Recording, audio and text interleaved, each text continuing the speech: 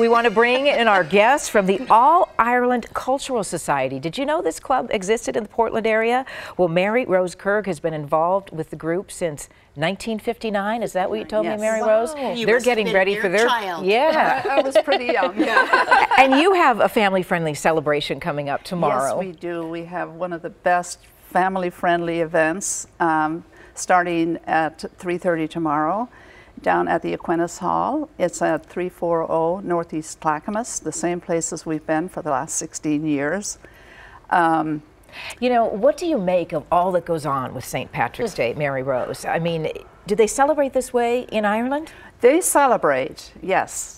The Irish never miss an opportunity to celebrate. Of course not. It's a little bit different. In Ireland, it's a holiday of obligation, so usually it starts off with Mass.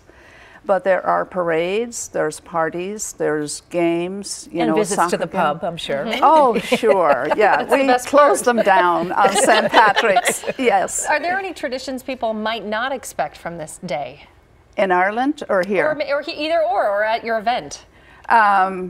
No, the expectation is authentic Irish music, song, and dance, and that's what we do. And a good party. You do have a puppet show. We have Penny's Puppet Show that is so delightful for the children. We usually have over 100 children there that all sit around and are just in awe with that. We do face painting too, which they love, and all kinds of other things, story time and drawing and so forth. Just because I'll do anything to keep you talking, because I love your little Irish lilt there. Tell me something I don't know about St. Patrick's Day, a little history. Well, St. Patrick's Day was first celebrated in the 1700s in New York. And it's because Irish men were fighting the British Army, with the British Army then, and they decided to get together and have a parade. And that was the first parade, and it's kind of taken off since then.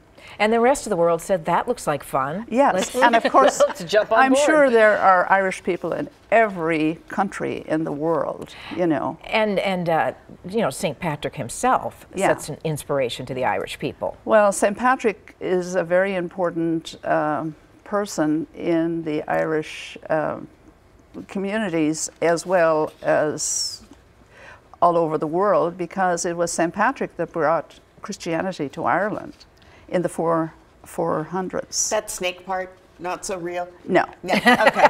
Just So checking. I have to tell you, snakes would never live in Ireland. It is an island. It is cold And wet. and wet. And beautiful. Yeah. And you know, if you want to get involved in the All Ireland Cultural Society, how do you do that? Oh, it's so easy. We have a website, we have a Facebook. So log on to OregonIrishSociety.org. And there's a lot of information out there also about tomorrow night's event. Yeah, we have that information right here, the All Ireland St. Patrick's Day celebration. It goes from 3:30 till 8 in the evening at Aquinas Hall. And there is the website that Mary Rose mentioned. Happy St. Patrick's Day to you. Thank you very much. I know you'll be fun to celebrate with. It will. It's going to be a great party. And we have food there too for purchase, bangers and mash. And you said no corned beef and cabbage because that's not really Irish. It isn't really that traditional. That's right. All right. But well, we do have corned beef, hot corned beef sandwiches. It's just that corned beef is not anything that you would get in Ireland for St. Patrick's. Interesting. You'd get boiled beef and cabbage, a little bit different. Okay. Yeah. All right. Thanks, Mary We're Rose. not that Thank picky, you. Mary Rose.